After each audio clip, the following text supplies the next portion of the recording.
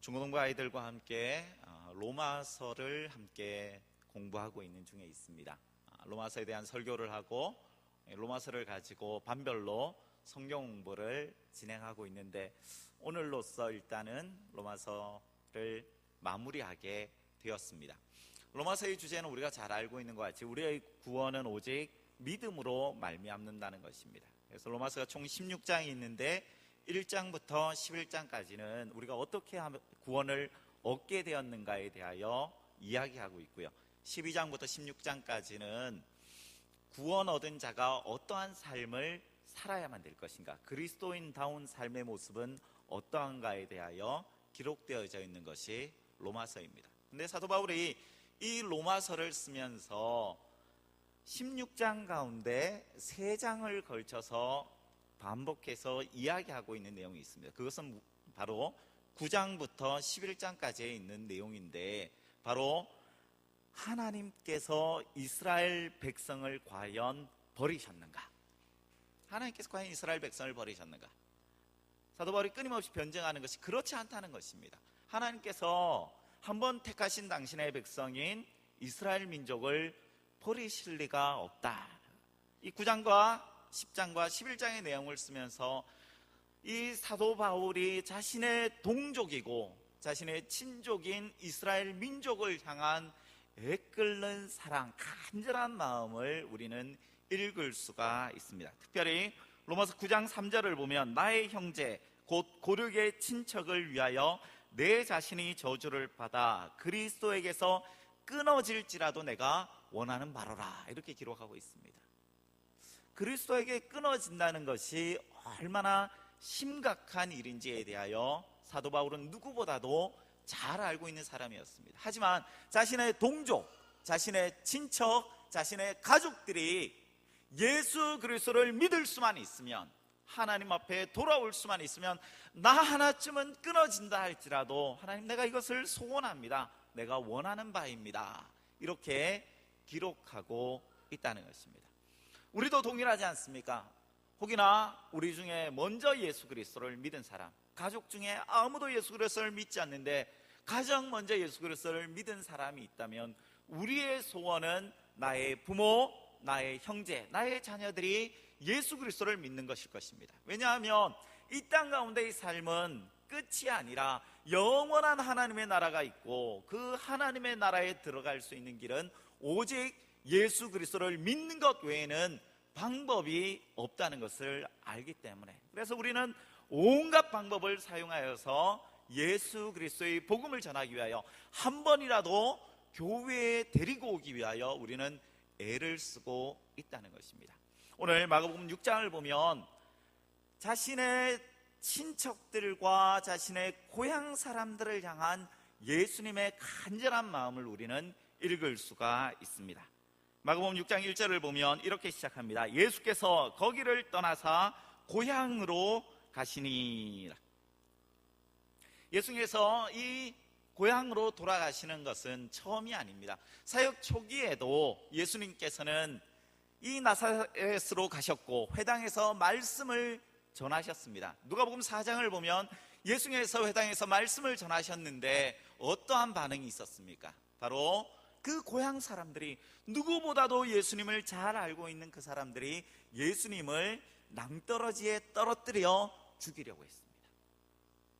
예수님께서 그 사이를 유유히 지나가긴 하셨지만 어쨌든 예수님께서는 목숨의 위협을 당할 정도로 자신의 고향 사람들에게 이미 홀대를 받으신 경험이 있다는 것입니다. 그런데 이런 경험을 가지고 있음에도 불구하고 공생애 사역을 시작한 지 2년이 지나고 난 다음에 다시금 자신의 고향인 나사렛으로 가시는 예수님의 모습을 볼 때, 예수님께서 얼마나 이 나사렛 사람들이 구원 얻기를 원하셨는가, 자신의 친척들과 자신의 동족들이 구원받기를, 하나님의 백성으로 돌아오기를 얼마나 간절히 원하셨는가를 우리는 살펴볼 수 있다는 것입니다. 그런데 예수님께서 이 나사렛으로 들어갔을 때 이미 이 나사렛 사람들은 예수님에 대하여 소문으로 들어서 잘 알고 있었습니다. 2절 말씀을 보면 안식일이 되어 회당에서 가르치시니 많은 사람들이 듣고 놀라 이르되 이 사람이 어디서 이런 것을 얻었느냐? 이 사람이 받은 지혜와 그 손으로 이루어지는 이런 권능이 어찌 됨이냐라고 그들이 놀라고 있는 것을 보게 됩니다. 그들은 이미 온 이스라엘 땅에서 가장 유명한 인물인 예수님에 대한 소문들을 들었던 것입니다. 온갖 병자들이 낫고 온갖 지혜로운 말들로 사람들에게 많은 감동과 교훈을 주고 있는 예수님에 대한 이야기를 들어서 알고 있었다는 거죠. 그런데 그러함에도 불구하고 이 나사렛에서는 우리 주님조차도, 우리 예수님조차도 그 권능을 행할 수 없었다라고 성경은 기록하고 있습니다. 5절 말씀을 보면 거기서는, 이 나사렛에서는 아무 권능도 행할 수 없어 다만 소수의 병자에게 안수하여 고치실 뿐이었더라라고 기록하고 있습니다. 예수님께서 이 나사렛에 오셨을 때는 얼마나 많은 권능을 행하고 싶었겠습니까? 얼마나 많은 이적과 기적을 통하여 자신의 친척들과 자신의 동료들에게 하나님의 나라와 주의 복음을 전하기를 소원하였겠습니까? 그런데 이 주님께서도 권능을 행할 수 없었는데, 이것은 그 이전에 있었던 땅과 이 마가는 적절하게 비유하고 있습니다. 무엇이냐면 6장 1절을 보면 예수께서 거기를 떠나사라고 되어 있는데, 여기서 말하는 거기라는 것이 바로 가버나움 지역입니다. 마가복음 5장의 후반부를 보면 예수님께서 가버나움에서 놀라운 기적을 일으키죠. 두 가지 기적을 일으키는데, 하나는 12년 된 혈루병을 앓고 있는 여인을 고치신 것과 회당장 야이로의 딸을, 죽었던 야이로의 딸을 살리신 사건입니다. 그런데 예수님께서 놀라운 기적을, 권능을 일으키신 그 가버나움에 있었던 이 사람들과 예수님께서 권능을 행하실 수 없었던 나사렛 사람들의 차이가 무엇인지 우리 아시겠습니까? 그것은 바로 예수님을 향한 태도였다는 것입니다. 12년 혈루병 된 여인은 예수님의 옷자락만 잡아도 병이 낫겠다라고 생각했습니다. 회당장 야이로는 자신의 병든 딸을 앞에 두고 자신의 모든 지위와 자신의 모든 명성을 내려놓을 정도로 예수님에게만 가면 죽을 병에 걸린 내 딸이 고침을 받을 수 있겠다라는 열렬한 그러한 믿음과 열린 마음이 있었다는 거죠. 주님께서 이 시간에 우리에게 찾아오셔서 우리에게 권능을 베푸시기 원하실 것입니다. 그런데 주님께서 권능을 베푸실 수 있는 가장 중요한 요소 중에 하나는 바로 우리가 그것을 어떻게 반응하느냐. 이 예수님께서 이 나사렛 땅에서 권능을 행하실 수 없었던 또 하나의, 이 나사렛 사람들이 예수님을 거부할 수밖에 없었던 것은, 이유 중에 하나는 무엇이냐 하면 예수님에 대해서 잘 알고 있다라고 하는 교만이 그들 가운데 가득하였다는 것입니다. 오늘 보면 3절을 보면 이 사람이 마리아의 아들 목수가 아니냐, 야고보와 요셉과 유다와 시몬 형제가 아니냐, 그 누이들이 우리와 함께 있지 아니하냐고 예수를 배척한지라. 알 만큼 안다는 것입니다.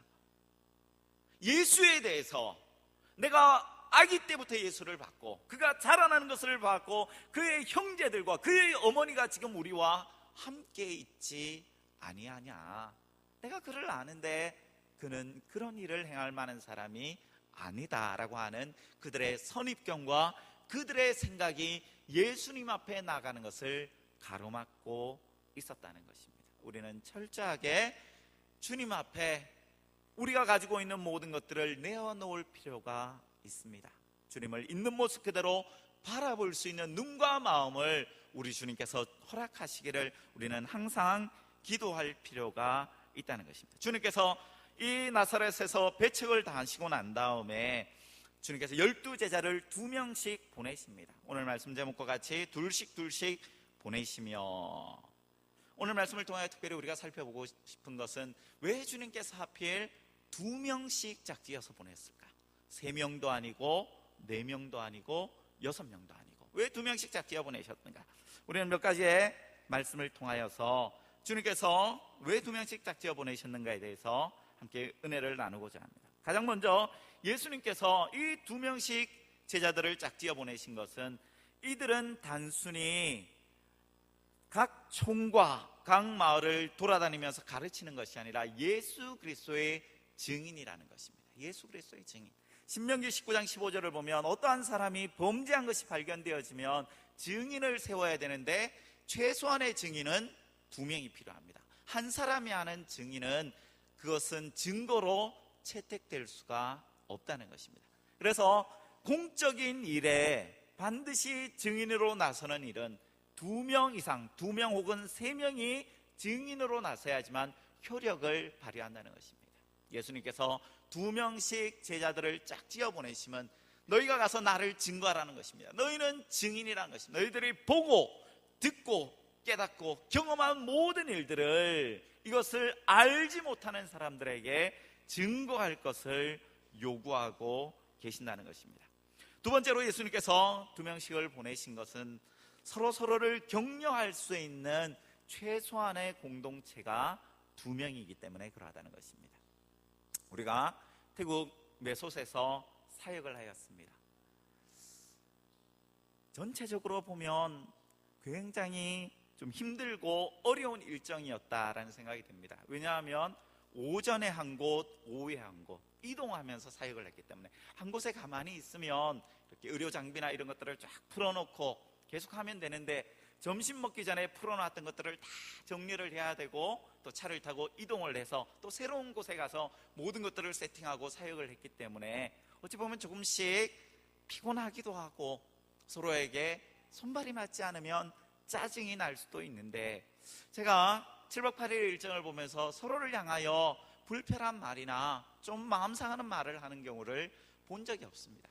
왜 그럴 수 있는가? 그것은 우리가 팀 사역을 하면서 서로를 끊임없이 격려하고 칭찬하였기 때문에 그렇다는 것입니다. 혼자 일을 하다가 마음을 상하면, 오해를 하게 되면 우리는 손을 놓고 주저앉을 수 있습니다. 그런데 한 명이 마음이 상한다 할지라도 옆에 있는 사람이 격려하고 그 사람을 일으켜 세워주면 이 사람들이 함께 그 일들을 이루어 나가는 것들을 우리가 보게 되지 않습니까? 하나님께서 우리를 부르신 것은 서로를 격려하고, 우리가 한 사람이 조금 뒤에 처지는 듯할 때 그 사람을 버려두는 것이 아니라 그 사람의 손을 잡고 함께 하나님의 사역을 감당하기를 원하셨다는 것입니다.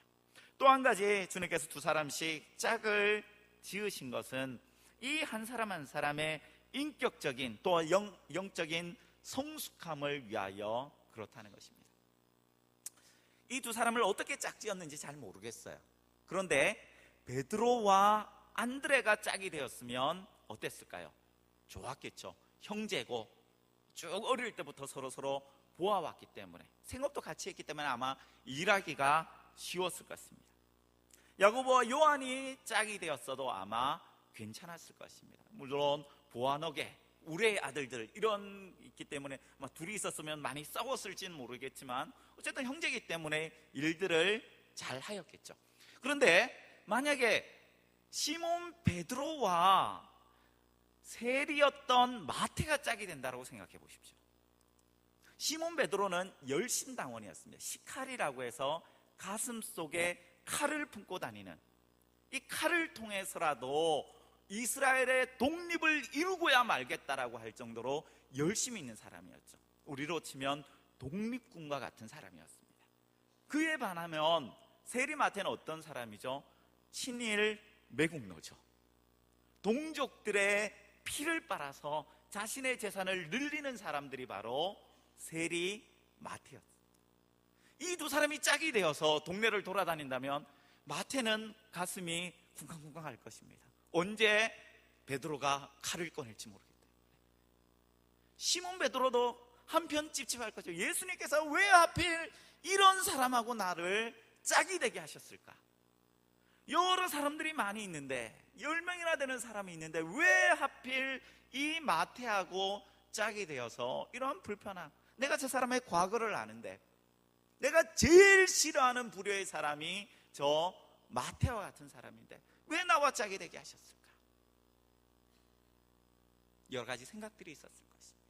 그런데 주님께서 어떻게 짝을 지었는지 모르지만, 어떠한 조합을 이루셨는지 모르겠지만 분명한 것은 이런 조합들을 통하여서 주님께서는 이 제자들의 인격적인 성장과 영적인 성숙을 도모하셨다는 것입니다.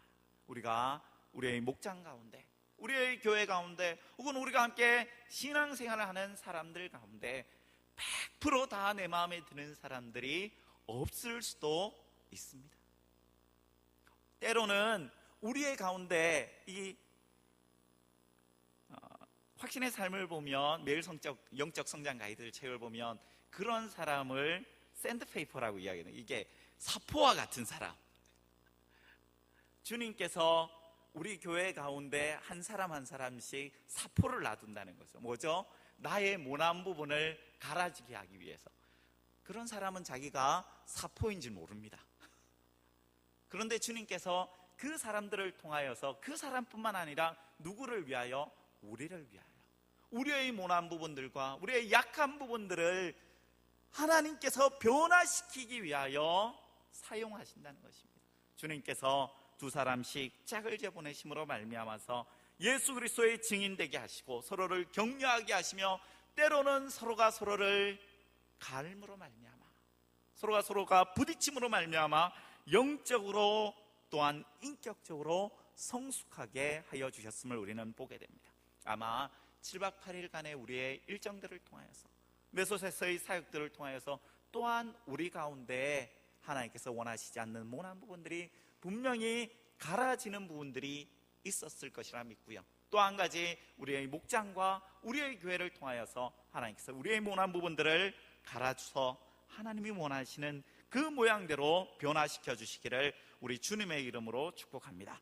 마지막으로 하나님께서 두 사람씩 짝을 지어 보내시면서 그들에게 명령하시는 것은 그 시대나 지금이나 동일하다는 것입니다. 바로 그것은 예수님의 사역은 언제 어디나 동일하다는 것인데 12절과 13절입니다. 우리 본문 12절과 13절 같이 한번 읽어볼까요?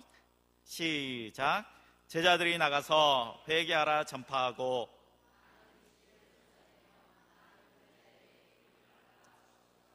아멘. 예수님의 제자들이 모든 촌에 두루다니며 전파하며 행한 일들이 바로 이것인데, 나가서 회개하라 라고 전파한 것입니다. 회개하라에 앞서는 것이 무엇이죠? 그것은 바로 당신들은 죄인입니다. 그 사람들이 얼마나 큰 죄인이며 그 죄를 해결할 수 있는 유일한 길이 예수 그리스도밖에 없음을 전파하는 것이야말로 예수님의 제자들이 행하였던 일이고, 지금 우리들이 동일하게 행해야 될 일들이라는 것입니다. 또한 많은 귀신을 쫓아내며 많은 병자들의 기름을 발라 고치더라. 주님께서 우리 가운데 묶여있는, 우리를 억누르고 있는 모든 어둠의 영들을 쫓아주시고, 또한 고통 가운데, 육체적인 고통 가운데 신음하고 있는 자들을 치유하여 주셨다는 것입니다. 메소 사역도 두 가지 사역으로 이루어졌습니다. 하나는 주일학교 사역들, 어린아이들에게 복음을 전하는 사역들과, 또 하나는 의료 사역으로 해서 힘들고 어렵고 치료의 방법들을 찾지 못하는 자들에게 치유의 손길들을 내미는 것이었습니다. 우리나라의 조선시대 때 복음을 들고 세계 각지에서 찾아온 선교사님들도 동일하게 사역하지 않았습니까? 그들이 와서 가장 먼저 한 것은 병원을 세우는 것이었고, 학교를 세우는 것이었고, 교회를 세우는 것이었습니다. 이를 통하여 한국교회가 지금과 같이 든든한 모습으로, 왕성한 모습으로 성장할 수 있었습니다. 바라기는 우리 한소망교회가 주님 오시는 그날까지 하나님의 나라를 전파하고 회개하라라는 이 주의 복음을 전파하는 일에 우리가 더욱더 힘을 쏟기를 원하고요. 또한 우리가 기도함으로 우리 주변에 있는 모든 어둠의 권세들을 쫓아내며 우리 주변에 있는 힘들고 어려운 자들, 많은 병자들을 치유하는 데 온전히 쓰임받을 수 있게 되기를 우리 주님의 이름으로 축원합니다. 우리 시간에 같이 한번